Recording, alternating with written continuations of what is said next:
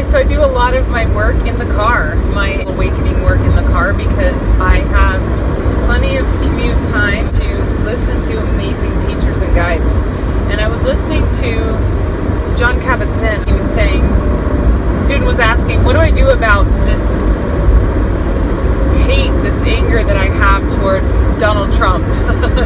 and it was such a beautiful teaching and wisdom from Jon Kabat-Zinn. Of course, he decompressed all that. It's not about Trump; it's about what's inside, and all of the wisdom teaching came through. But one thing that did come through that was so profound that really just struck me, and is like the next thing I'm going to digest, was to cultivate a mind that clings to nothing. We're struggling so hard right now with change and evolution and growth, and it's because we cannot let go of, unclasp from, dig our claws out of these entrenchments that we have.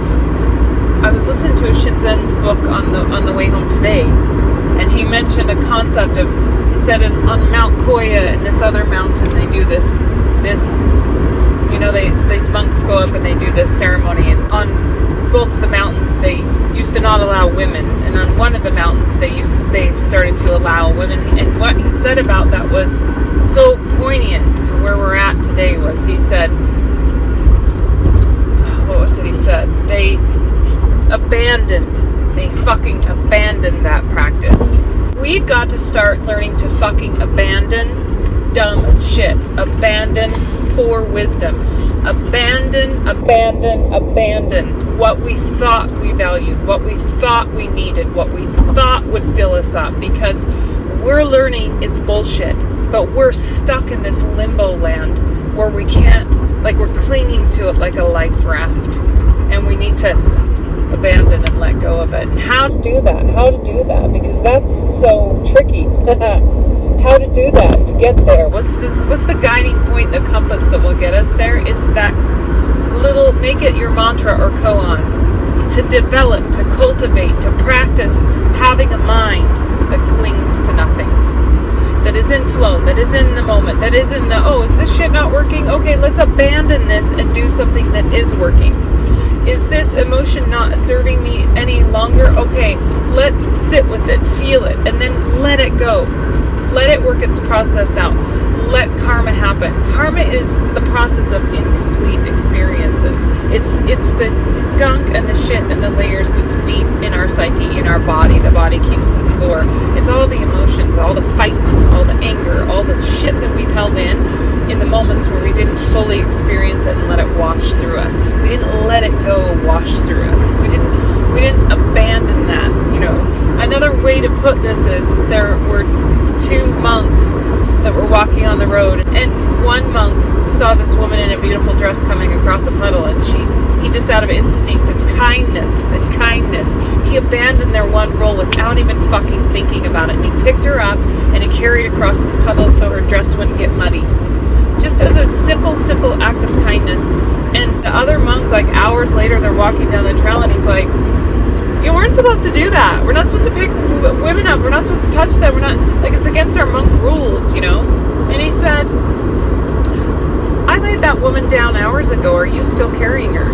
Like, abandon that. Know that there are, of course, guiding principles and ideas that we want to live by, and then also know when they get in your way. Another way to put this is, we got to get out of our own fucking way.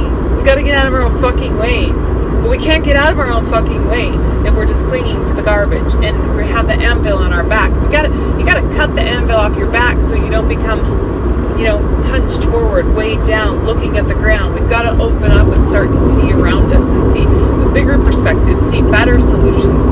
This huge, in the United States right now, fight about this tit-for-tat election. We're like two little children. Tit-for-tat.